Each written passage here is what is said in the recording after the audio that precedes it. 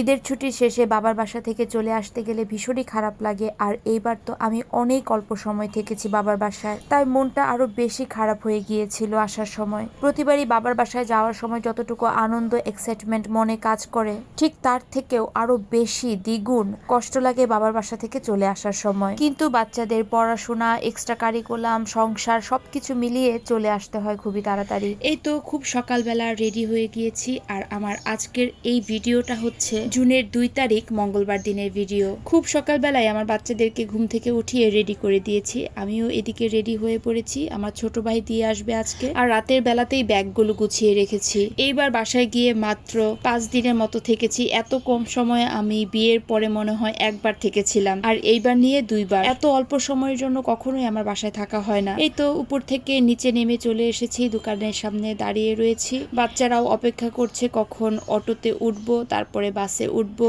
জানেন তো ঈদের জন্য এবার বাস ভাড়াও অনেক বেশি চেয়েছে। তবে আমার ছোট ভাইকে সবাই চিনে, বাবাকেও সবাই চিনে, তাই বাস ভাড়াটা একটু কম রেখেছে। বাসে একদম সবার সামনের সিটে বসেছিলাম, তাই রাস্তাটা খুব সুন্দর দেখাও যাচ্ছিল ভালো। আচ্ছা, আমি যেতে থাকি। এবার আমাকে বলুন তো আমার এই ভিডিওটা কারা কোন জায়গা থেকে দেখছেন, আর স্পেশালি ময়মনসিংহ আর হালুয়াঘাট থেকে কারা দেখছেন অবশ্যই আমাকে কমেন্ট বক্সে জানাবেন। আমাদের হালুয়াঘাট থেকে ময়মনসিংহে যাওয়ার রাস্তাটা খুবই সুন্দর। আমার কাছে এত ভালো লাগে সব সময়। রাস্তার দুপারেই গাছ, 2 ধারের গাছ দিয়ে পুরো রাস্তাটা মনে হয় ঘেরাও করে রাখা। খুবই সুন্দর লাগে দেখতে রাস্তাটা। আর ওই যে বাসে ওঠার সাথে সাথেই শ্রেষ্ঠা বুড়ির ঘুম, আর ত্রিধার চোখে কোনো ধরনের ঘুম নেই। গাড়ির হর্নের শব্দে শ্রেষ্ঠা একটু চোখ পিটি পিটি করে তাকাচ্ছিল। চোখটা খুলেই দেখে যে আমি ভিডিও বানাচ্ছি, তাই সে একটু হাসি হাসি মুখ করে ভিডিওর দিকে তাকাচ্ছিল। সেই সাথে ত্রিধা তো আছেই।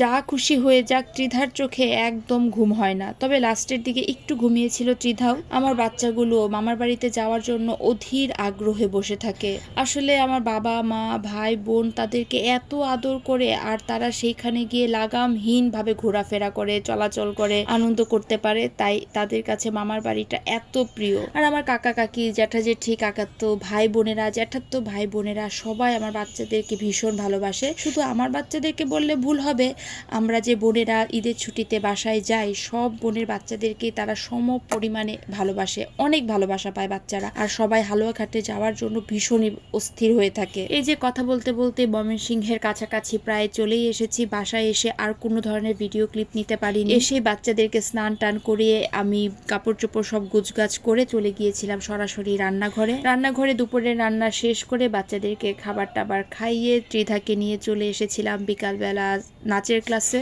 এই তো শুরু হলো ত্রিধার পেছনে আরো একটা এক্সট্রা ডিউটি। ত্রিধাকে তো বাসাতে আমি পড়াই, তো পড়াশোনার জন্য আমি এখনো টিচার দেইনি। আমার কাছে মনে হয় আমি যতদিন পড়াবো সেটার স্যাটিসফ্যাকশনটা আমার মনের মধ্যে বেশি থাকে। তবে গান নাচের বেলায় তো আর আমি পারবো না, তাই ত্রিধাকে নাচে নতুন দিয়েছি। এই বিকাল বেলা হতেই ত্রিধাকে নিয়ে আসতে হয় নাচের ক্লাসে। আমার কাছে তো গান নাচ এক্সট্রা কারিকুলাম গুলো ভীষণই পছন্দ।